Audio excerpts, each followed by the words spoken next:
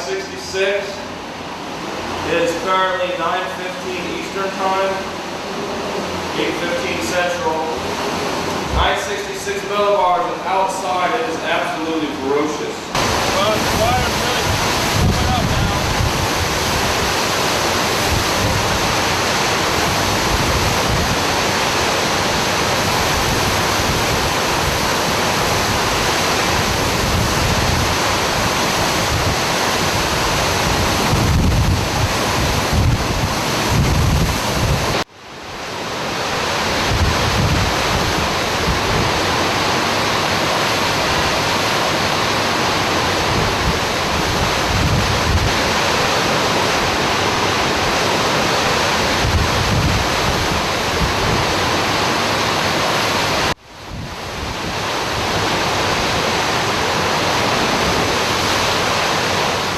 Water's coming up to the first floor now.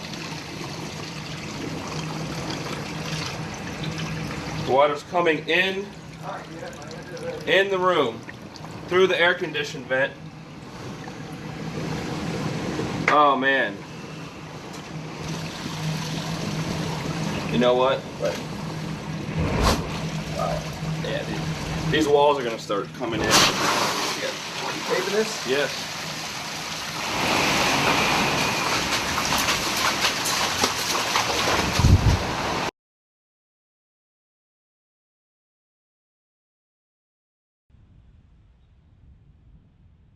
One local Air Force veteran said it looked like it's been carpet bombed.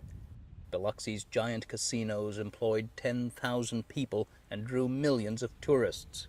Katrina took out Biloxi's biggest monuments and its smallest. Not even the dead were spared.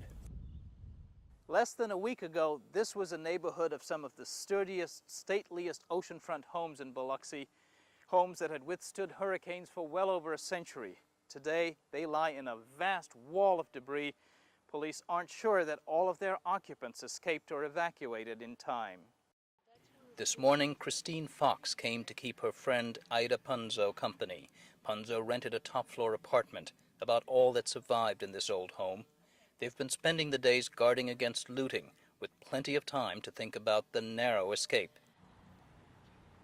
We are all right. We're still alive and darn grateful to be alive. And we could feel the waves roll up and hit the bottom of the house, that lower floor, and hit the back of the house. And you could see the walls just rattling. And we were sitting in the hallway on a cooler, and I felt the floor drop. And that's when we started running to the back of the house. They managed to escape through the back door. We're very proud people, and we don't ask anybody for anything. And we would rather not have than to ever ask anybody.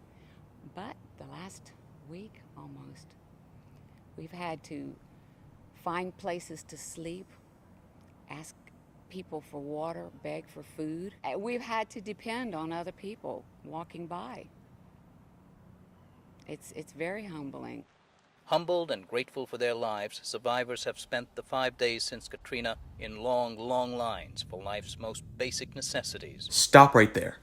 So we know the government's response to Hurricane Katrina in New Orleans was pretty bad, to say the least.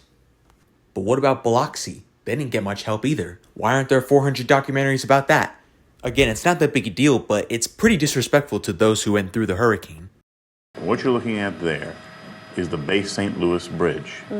There's no bridge there. Look carefully. Right. What you're seeing are simply the pilings. Pilings. The entire bridge is gone. Scott, the photographer, and Dusty, the pilot. Dusty's from San Antonio, and Scott is from Portland, Oregon, and neither one of them could believe what they were seeing as they were shooting. The only thing left of that bridge is the drawbridge. Now, this is the railroad bridge that crosses Bay St. Louis. There's nothing left of it, too. In fact, you can see the spans lying in the water off to the side.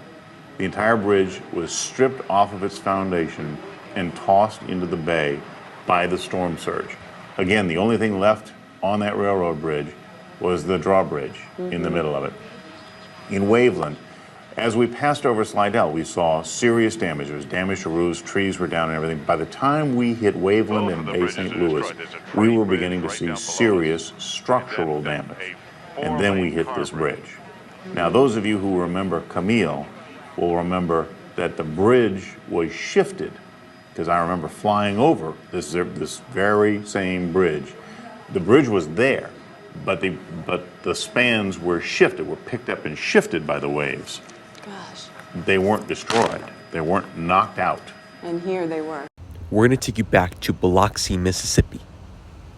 I walk across that? Yeah. Sure. Good. Here we are.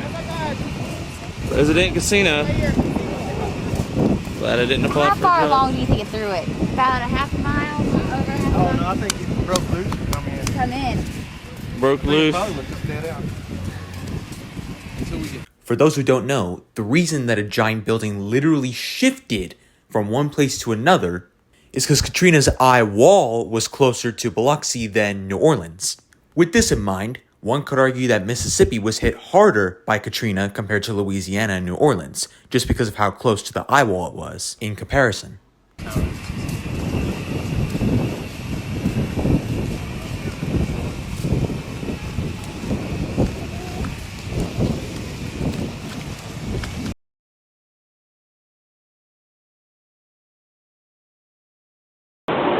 Long Beach, Mississippi, South Island View, south of the railroad tracks. Nothing but complete catastrophic loss. Katrina's storm surge reached 18 feet in Long Beach, Mississippi. As you can see here, it completely flattened entire neighborhoods and sent ships hurling inland. No houses standing.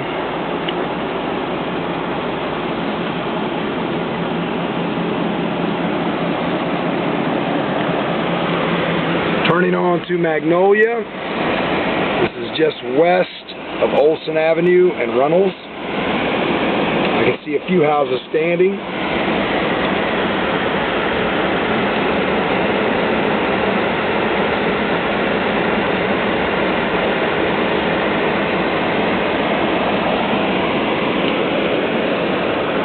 Mostly only the brick houses are standing, if any. This is like the dividing line. Houses south of this point did not stand a chance. My home on Oak Gardens is destroyed. Everything south of Magnolia from this point on, completely, totally destroyed.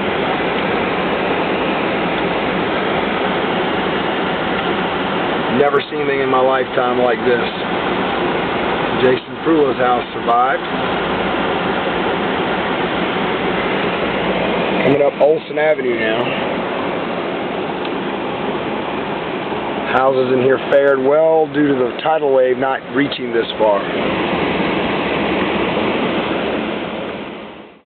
Lastly, I want to make an honorable mention to Mobile, Alabama. The reason it's an honorable mention is because Mobile wasn't hit nearly as hard as other areas, including New Orleans and the aforementioned cities in Mississippi, but it still suffered severe flooding and some damage from the storm. It definitely took a few stray bullets, if that makes sense. Look at this, a lamppost is almost entirely underwater.